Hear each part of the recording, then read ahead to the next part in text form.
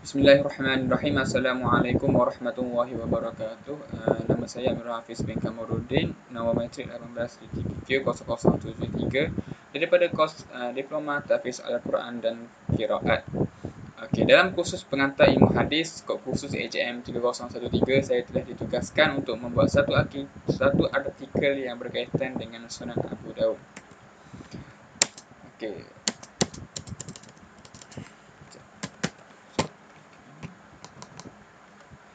Okey, seterusnya kita pergi kepada latar belakang Imam Abu Daud. Okey. Nama sebenar Imam Abu Daud ialah Sulaiman bin Al-Ash'ah bin Ishaq bin Bashir Al-Azdi Al-Sijistani. Beliau lahir pada tahun 202 Hijrah bersamaan dengan 817 Masihi di Sijistan, Afghanistan, iaitu sebuah kampung yang terletak di antara Khorasan dan Kirman yang termasuk dalam negara India. Beliau seorang ulama yang disegani, namun beliau bersifat pemalu, sentiasa menjauhkan diri daripada melakukan perkara-perkara yang syubhat, soleh, zuhud dan wara' dalam segala tindakan, serta seorang yang amat kuat beribadat kepada Allah Ta'ala. Beliau bukan sahaja mahir dalam bidang hadis, malah mempunyai pengetahuan yang luas dalam bidang Al-Quran, kesusasteraan Arab dan tata bahasa Arab. Beliau memiliki sifat yang lemah lembut, tegas dan tidak mengambil mudah terhadap persoalan yang berkaitan dengan agama. Beliau meninggal dunia pada hari Jumaat 16 Syawal tahun 275 Hijrah bersamaan 889 Masihi ketika usianya 73 tahun, iaitu di kota Basrah di Iraq. Kita pergi kepada pendidikan Imam Abu Daud. Okey. Pada tahun 220 Hijrah, pada usianya 18 tahun, beliau telah memulakan pengembaraannya ke Baghdad, iaitu Iraq, untuk menuntut ilmu.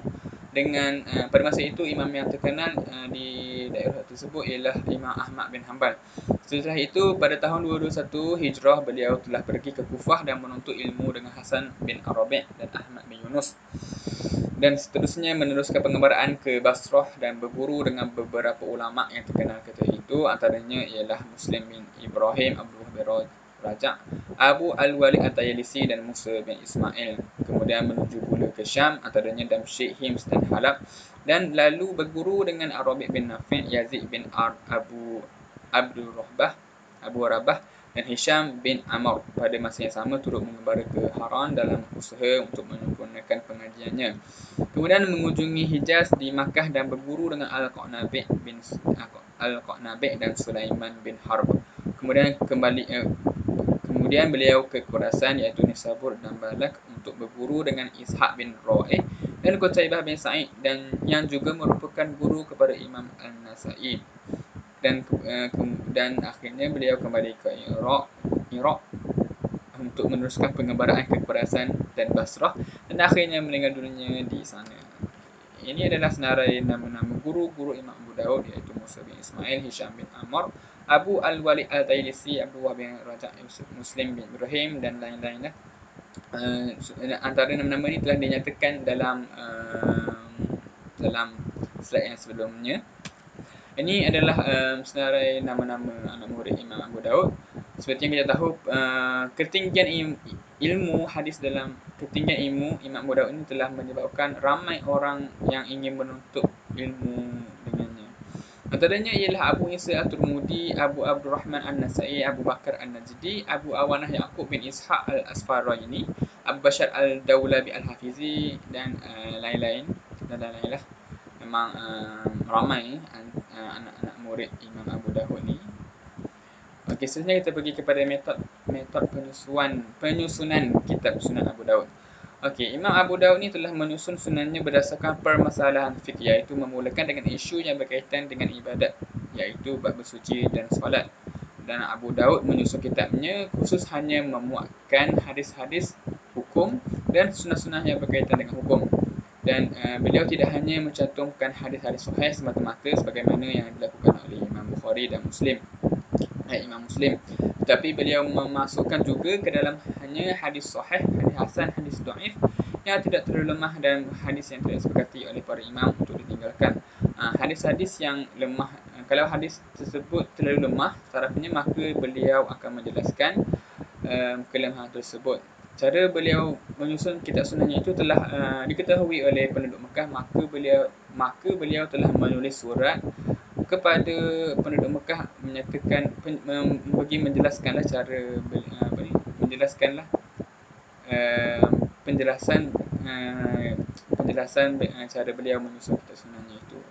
Dan ada beliau menyatakan dalam suratnya itu bahawa dalam kitabnya itu telah terdapat 4 buah hadis yang mana hadis itu boleh sudah cukup untuk menjadi pegangan kepada seseorang Muslim tersebut. Okey, seterusnya kita pergi kepada karya dan sumbangan Imam Abu Daud. Okey, ada menyatakan bahawa Imam Abu Daud ini telah mengarang sebanyak 21 buah kitab. Okey, ini adalah antara kitab-kitab yang telah dikarang oleh Imam Abu Daud, iaitu pertama Sunan Abu Daud, seperti mana kita tahu bahawa kitab ini merupakan kitab yang paling popular yang telah dihasilkan oleh Imam Abu Daud. Yang kedua ialah Al-Marasil, yang ketiga Al-Masail, yang keempat Ibajatuhun an Su'lat Abi Ubaid Al-Juri. Yang salah ialah Ahli Makkah, Tasmiyah Al-Ikhwan, Kitab Al-Zuhd. Kitab Al-Zuhd ini masih dalam bentuk manuskrip dan belum dibuat dalam bentuk kitab. Okey, yang sebelahnya itu adalah kitab-kitab yang tadi karang, tapi hasilnya itu tidak dapat dikesan ataupun telah hilang dah, dikatakan oleh orang telah hilang. Yang pertama ialah Musnad Hadis Malik, yang kedua Al-Nasih wal Al-Mansukh, Dalail Al-Nubuwah, Al-Du'a, Ibtida' Al-Wahyu, Akhbar Al-Qawarij, Ma'rifah Al-Awqat, Fadail Al-Ansar, Al-Tafarrud, Ar-Ra'du ala Ahli Al-Qadr. Seterusnya kita pergi kepada pandangan ulama terhadap Imam Abu Daud. Penghasilan Imam Abu Daud dalam kitab Sunan itu memang mendapat ramai pujian daripada para imam dan juga kepada para ulama. Antara ulama yang memuji akan kitabnya itu ialah antara ulama-ulama yang memuji akan kitab Imam Abu Daud ialah Al-Ghibati, Al-Ghazali dan lain-lain. Okey, manakala menurut Hakim Abu Abdullah berkata, Abu Daud adalah seorang imam hadis pada zamannya. Namanya sangat masyhur dan ia terkenal di Mesir, Hijaz, Syam dan sebagainya. Manakala Musa bin Harun berkata bahawa Abu Daud diciptakan di dunia untuk hadis dan di akhirat untuk syurga, dan menyatakan bahawa aku tidak pernah melihat orang yang lebih utama daripada dia. Manakala Abu Halim bin Hibban menyatakan bahawa Abu Daud adalah seorang imam dunia dalam bidang fiqh, ilmu, hafalan dan ibadat. Namun tetapi ada juga segelintir ulama yang mengkritik akan kitab yang dihasilkan oleh Imam Abu Daud. Antaranya ialah Imam Al-Hafiz Ibnu Jauzi telah mengkritik beberapa hadis yang telah dimasukkan oleh Imam Abu Daud dalam sunannya dan memandangnya sebagai hadis-hadis maudhu', iaitu hadis-hadis palsu. Namun begitu, kritikan tersebut telah dibantah oleh sebahagian ahli hadis seperti Jalaluddin Al-Suyuti. Beliau menyatakan bahawa bilangan hadis-hadis maudhu' itu terlalu sedikit untuk mempengaruhi kandungan hadis-hadis yang lain dalam kitab sunannya, dalam kitab Sunan Imam Abu Daud. Jadi tidak wajarlah untuk memandangnya sebagai satu kitab itu sebagai hadis maudhu'.